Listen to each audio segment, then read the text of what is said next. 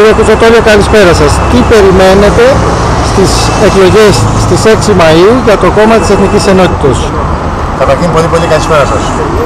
Πολλά μπορεί να σκεφτεί κανένας ότι είναι δρομολογημένα για υλοποίηση. Μιλάμε για το κόμμα Σύνδεσμος Εθνικής Ενότητας, μιλάμε για το κόμμα που έχει αρχές, που έχει όραμα, που έχει ιδεολογία.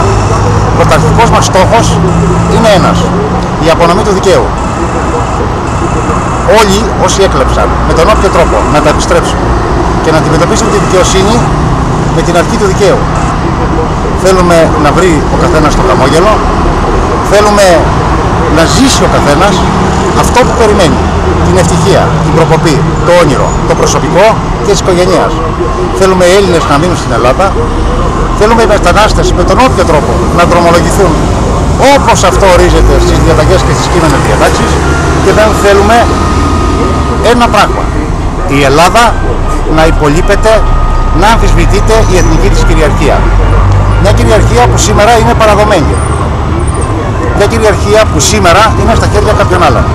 Είναι ανεπίτρεπτο. Είναι έγκλημα. Υπάρχει προδοσία. Προδοσία για όλους αυτούς που και έχει σταλεί στη Βουλή ανάλογο υπόμνημα, με καταγγελία, δεν έχουν προβεί σε καμία ενέργεια. 297 βουλευτές σήμερα είναι κατηγορούμενοι. Θα κληθούν να απολογηθούν. Όχι μόνο απέναντι στη δικαιοσύνη, ακόμα και απέναντι στον εαυτό τους. Ήθελα να μάθω τι θα πούν. Τέλος, θέλω να παρακαλέσω όλους αυτούς που λίγο ή πολύ έτυχε εδώ και αρκετά χρόνια να είναι μετά από μια πλήση εγκεφάλου με τα όποια όσα μέσα ενημέρωσης, να σκεφτούν πιο σοβαρά, πιο υπεύθυνα και να συνεργαστούν. Να γίνουν πρωτοπόροι, να συμπορευτούμε μαζί και να φτάσουμε εκεί που πρέπει, εκεί που μας αξίζει, με το κεφάλι ψηλά. Γιατί το αξίζουμε, γιατί το δικαιούμαστε, γιατί είμαστε ό,τι καλύτερο υπάρχει στον πλανήτη. Γιατί είμαστε άνθρωποι του Θεού, του δικαίου, της προόδου, της ιστορίας, του πολιτισμού και όλων των αρχών που ήμασταν εισοδήλευτοι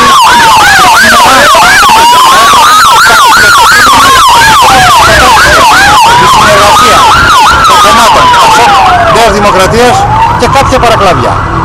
Και ειδικότερα το λαός που υπήρξε το μπαστούνάκι, αν θέλετε, και της Νέας Δημοκρατίας και του Πασόκ. Κατεβαίνετε στις σημερινές τις εκλογές 6 του μηνός σε ποιο διαμέρισμα? Κατεβαίνω στην Α Αθήνας με το Σύνδεσμο Εθνικής Ενότητας. Είμαι ιδιαίτερα περήφανος και είναι τιμή για μένα με όλους αυτούς τους ανθρώπους να συναντηθώ κάθε μέρα, κάθε στιγμή, κάθε λεπτό μετά τις εκλογές.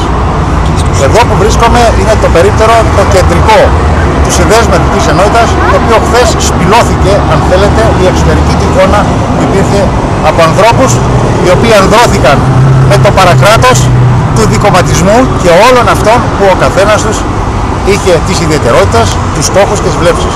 Αυτές που μας έφεραν εδώ, που μας έφεραν σήμερα. Σας ευχαριστούμε πολύ, καλή επιτυχία. Ευχαριστώ, να είστε καλά. Να είστε καλά.